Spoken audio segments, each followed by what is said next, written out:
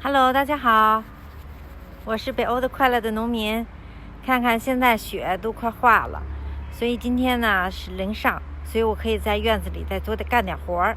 我今天想呢做一扇墙，因为我们家种菜嘛，然后鹿老过来吃我的菜，所以我呢这2天下雪能看见鹿的脚印儿，所以我就知道鹿从哪儿过来，所以我从那儿要建一堵带网子的墙。要种好菜呢，也得把木工活提高了。木工活是不断提高的，自己必须要不断的去研究、去想。虽然自己没有经过这种的培训，但是呢，在实践中也能够得到利用实现自己的想法。这时候拿了几块木棍儿，我想呢把这木棍锯了，然后放在对面的那个，你看那有一个篱笆吧，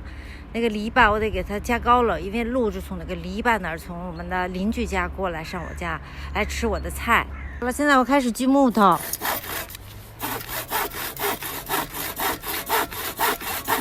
木头终于锯好了，一共6根儿。先把木头棍上钉上钉子，我钉了4个钉子啊，一个木头棍钉了2个，是要挂网子用的，然后再用钻把木头棍给钻进去。现在已经固定好2个了，2个棍儿了，这个距离应该合适。把这些棍儿都给剪了，它影响我挂网子，然后可以拿它们再搅碎了，然后铺我的路。昨天呢把这个网子放好了的时候呢，已经都天黑了，所以没法给大家照。你看这个多高，现在这个路现在绝对是进不来了。一直这地方没搭那个木头棍儿，我就用树这样就给固定住了，等于省了一道工序。一直到另外一家邻居的院子这儿就上面钉的这2个钉子就是为了固定网子用的，你看就把网子给固定了，这样等于说网子就不会跑。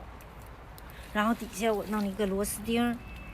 在底下这边就钉了一个钉子，我就不用钻螺丝钉了，因为螺丝钉很麻烦，钉个钉子等于说这个木棍就固定住了，固定在这个小篱笆上了。所以然后我在上面再挂上这个网子，这个网子现在有差不多1.5米吧高，这个路绝对是在这边是1.5米高，我另外邻居家比我低一点，所以呢整个其实应该是在1米2米左右，所以路绝对过不来。这家这个栅栏的门这板掉下来了，我一会儿还得给它修上。就这点活儿，其实说在以前来瑞典根本就不会做，就是在这儿住的时间长了，慢慢一点点逼出来的。3下5除2就被我给钉好了，太棒了。现在外面下着小雨，所有的雪都化了，就像我上礼拜说的似的，今年这个礼拜比较暖和，所以呢雪都化了，所以我正好上个礼拜做了一个用雪当固体的水的这个视频，是非常好的。好的，今天的分享就到这里，谢谢大家收看，再见。